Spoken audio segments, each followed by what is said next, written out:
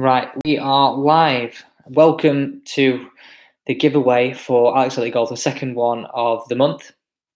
The first one we gave away a brand new F9 Speedback driver, and today we're giving away a pair of spiked and spikeless PUMA golf shoes. Now, I wear these every time I play golf, comfy and look really good. So, as well as doing this, we also talked about what other things we can talk about. I'm just going to list up here what we said we're going to talk about. We're going to talk through swing thoughts, chipping and putting. And if you've got any questions on those, then ask me any questions down below.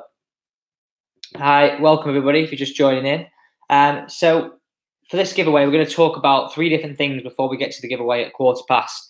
So the winner kind of is going to be announced at 1/4 past, but we're going to talk about swing thoughts, chipping and putting. So if you've got any questions regarding swing thoughts, chipping and putting, fire them down below. We'll answer them and we'll talk about kind of everything golf related going forwards and give you kind of, can you show us the shoes? I haven't got the shoes, but if you have a look on the actual post on my Instagram, Twitter and Facebook, the picture of the shoes will be there. So you're going to get a pair of spikeless and spiked golf shoes, okay? Unbelievably comfy, really nice. So, like I said, we're going to talk about any questions on, we'll start off, any questions on swing thoughts to begin with. How many swing thoughts do you have? I tend to have roughly about 2 swing thoughts when I play. I kind of like to work to 1 backswing thought and 1 downswing thought. And that's the really way I kind of go about it. I think if you have more than 2 and kind of more than 2 on the backswing and nothing on the downswing, it's then very, very hard to kind of get a feeling for what you're trying to create. In what range do you usually use 52? Usually use my 52 anywhere I can kind of chipping around the greens to roughly, I would say, up to about 110, 111 yards around there is kind of a rough guess. I don't tend to try and hit it far out. I think wedges are used for controlled shots and we want to use them in a controlled environment. We're not looking to hit them really far. It's all about being able to control them in the yardages that they should be used to. Now, people may hit it further, people may hit it shorter, but I really think I don't like to go anything above that maximum there for me, and that's probably about 3/4 swing. The name of the shoes are PWRADAPT. PWRADAPT. That's the name of the shoes in both spiked and spikeless. So, any other questions, guys? I keep striking the grass too early when chipping with the wedges.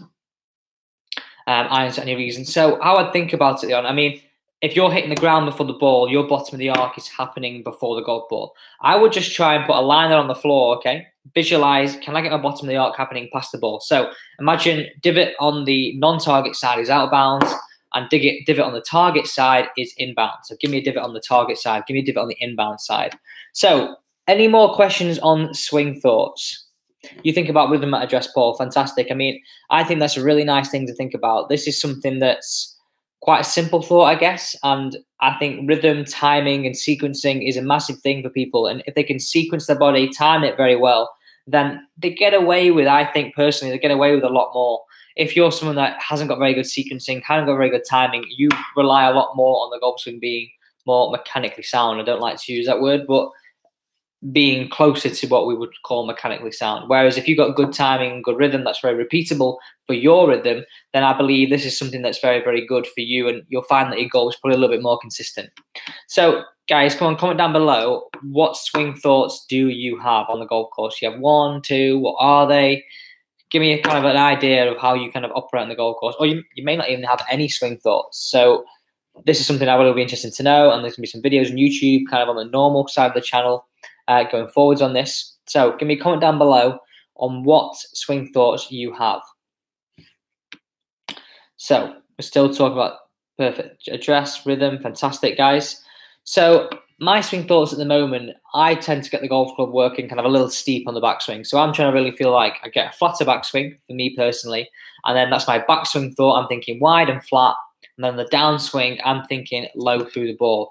And for me, this is something that really gives me a feeling of kind of my trigger word would be low through the ball. And my backswing gives me a good feeling of which kind of gets me working in a good technical space, but without thinking technically. I think if you can kind of find a trigger word and a thought on the backswing that doesn't become technical, but gives you the technical outcome, if you get what I mean there, that's something very, very valuable to have.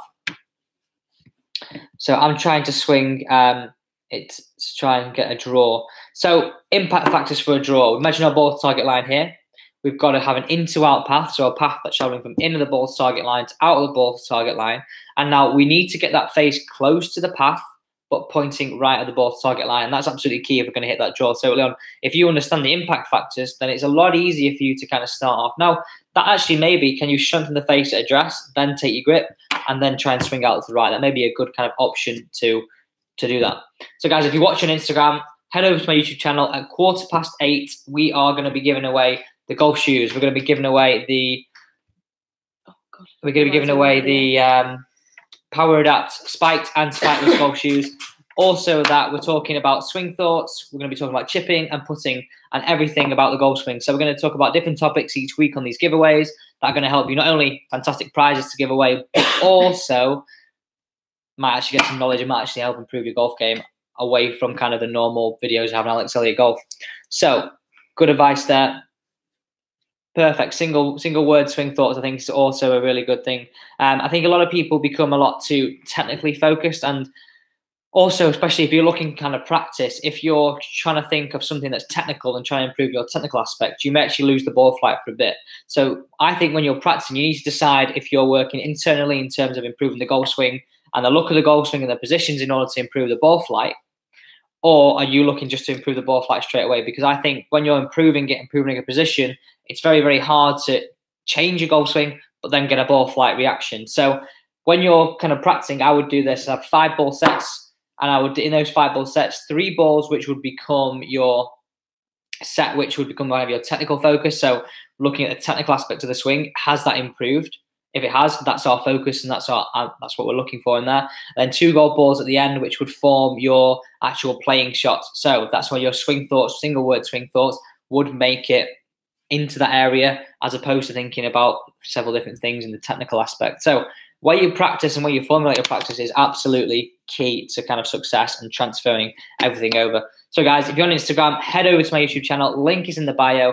We're giving away 2 pairs of Puma golf shoes. We're also talking about swing thoughts, which you've covered now. We're going to talk about chipping and putting.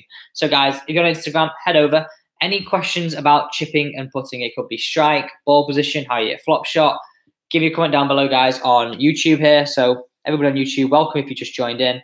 Give us a comment down below on any swing thoughts that we've had, or anything to do with chipping is the next subject we're on. I personally like to chip with my 56, 54. That's kind of my kind of go-to club, but some people like to change. What's your go-to club? Alex, I'm trying to shallow out my backswing. I had a tendency to hit the ball before I complete my turn. Any tips? So, Chris, I would kind of, from what you're saying there, slow. Well, I misread that. Just slow your backswing. Now, Chris, what I would say is, I actually put a post on Instagram this morning. I would try and picture and get a word that is longer on the backswing than it is in the downswing. So, for example, I would do, how could I use the word? So, think of your favourite football team. You could go Manchester, which is actually longer on the backswing, and then City on the downswing, which is shorter. And that would give you a feeling, and almost a touching feeling of what rhythm is, because it's very, very hard if someone goes to you, right, slow it down, Chris. It's very hard then just to slow it down. So I think getting a word in your head, or 1, 2, 3, kind of numbers in your head, it actually gives you a feeling of what you're trying to do in terms of what rhythm is. Instead of just trying to pluck a rhythm out of the air, you actually have something that you can touch, which is very, very valuable. Hope that helps, Chris. So we are still talking about chipping, guys. If you've got any questions. How do you generate backspin with a 56? So there's a kind of few things that we need to have when we create backspin. One, we need a relatively soft golf ball. We need clean grooves. We need some grooves on our club face. But it's also, we need a very good lie as well. In the UK at the moment, a little bit muddy, a little bit wet. It's not very conducive to creating spin. But without going too technically, we need to create an angle between our angle of attack, our dynamic loft, and our club face, and it's called spin loft. So the bigger this angle is between the angle of our angle of attack and our dynamic loft up to a certain point, this will help us create spin. So, for example, if we hit down on it, but then we increased our dynamic loft, we would then create a little bit more spin. But if you take loft two past a certain point, then this spin will drop off and we won't create spin because the ball won't create enough traction on the face. So I hope that helps you. I would generally feel like I'm hitting down a little bit more and using a little bit more of a lofty club, maybe a 58 there to get that spin. Thoughts on hands moving left, club head to target through impact? So Adam, I mean, if you're talking about the release and where you want it to feel. I personally like to feel that as I'm swinging through the golf ball, that my club head would stay roughly down my ball to target line through impact. It may actually travel a little bit left. If you're hitting up on it, it will look a little bit further left. But I like to feel a foot after impact. If I've got my hands and my club pointing back at my belly button, this is a kind of a nice area I like to feel. And that would actually give, from down the line, look like those hands are moving slightly left. So yeah, I am a big advocate of that. The less we can make it a handsy release, the more we can make it a body release. I definitely think it kind of lends itself to being more consistent out on the golf course. But it's not very easy to do.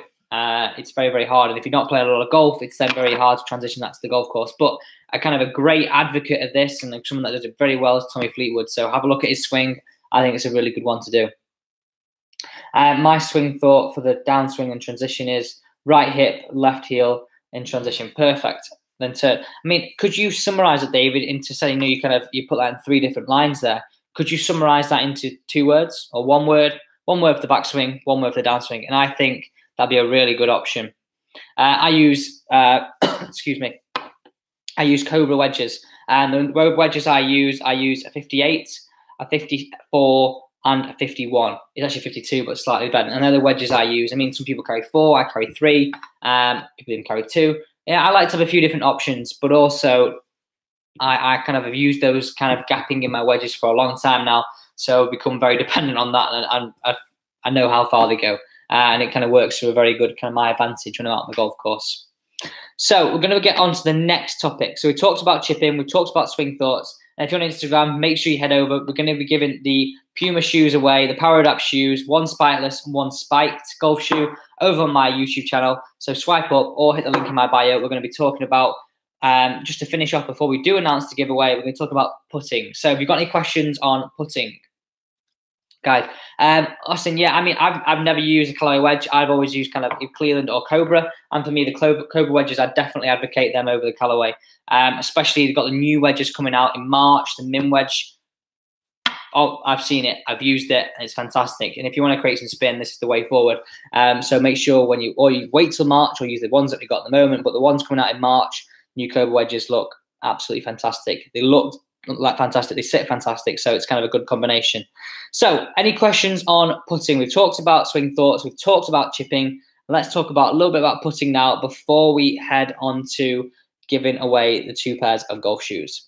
So what are the better putting training aids in the market? Now, I actually really like, there's going to be some reviews coming on training aids on the AlexElliottGolf, so stay tuned for those. But I actually really like just putting some tees down. Simply 2 tees for feeling that we've got a gate in terms of where our putter head's going to travel through.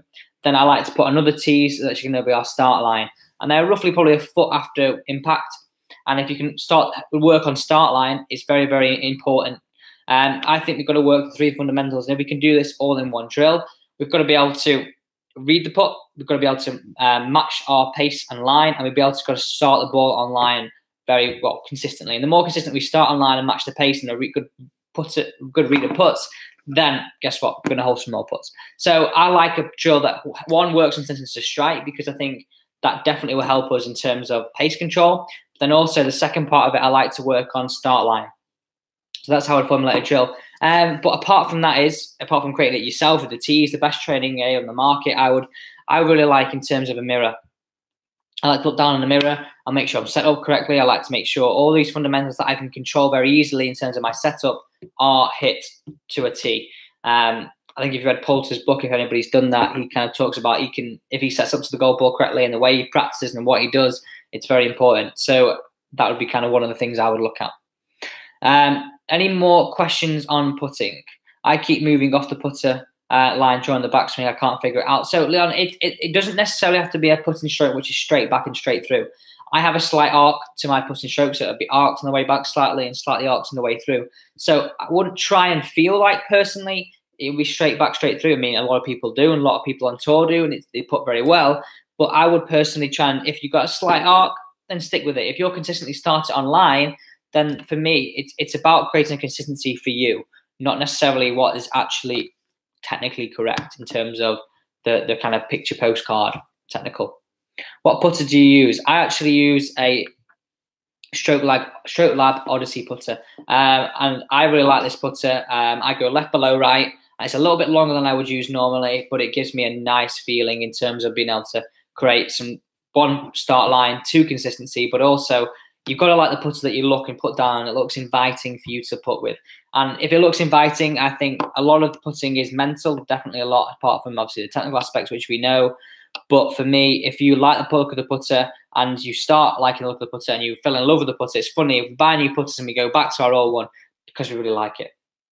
And for me, it's definitely part of it. How do you choose the best putter for yourself? I think it's a combination of, I mean, if you've not heard, we've kind of got this kind of two, they kind of say they make two strokes. A toe hang putter, which is kind of more for your art stroke, or you kind of got your counterbalance. So more kind of straight back, straight through. So this would be kind of something that I would, sorry, face balance. This would be something that I would kind of look towards, but there's not a set rule. If you've got a face balance, doesn't mean you can't have an arc in your stroke and vice versa.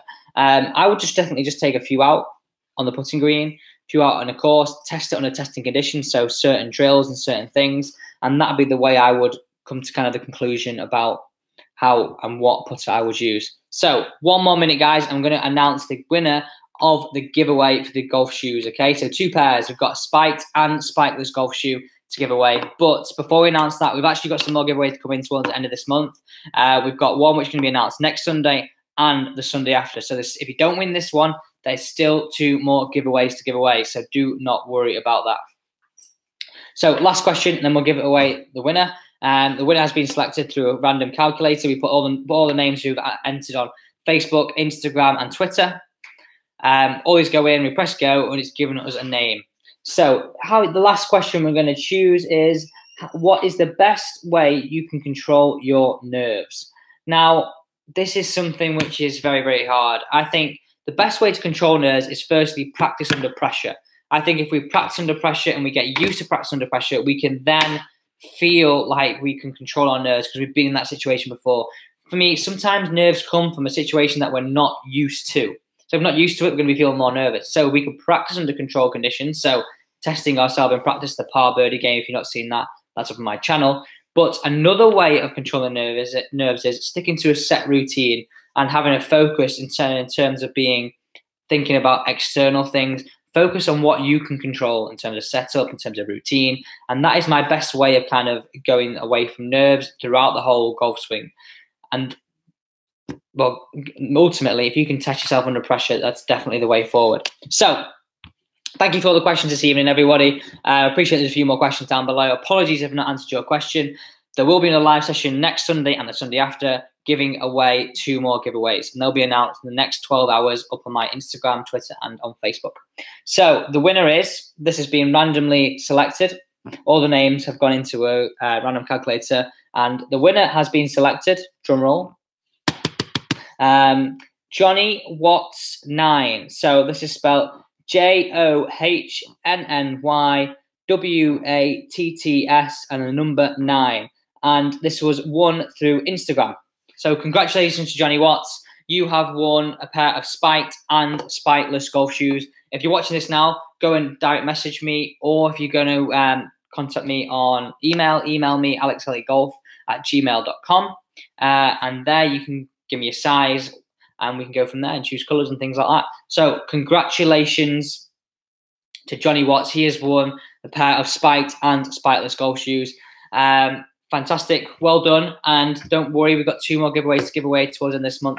Thank you, everybody, for joining tonight. Thank you for all the questions in terms of this schedule. If you are watching this again, so before we go here, guys, give me a comment down below what the 3 topics you'd like to talk about next Sunday. So this week we did swing thoughts, chipping, and putting. What are the 3 topics which would help you improve your golf game before we announce the giveaway next weekend? So fantastic, guys. Give those comments down below. Thank you for all the questions this evening, and see you next time.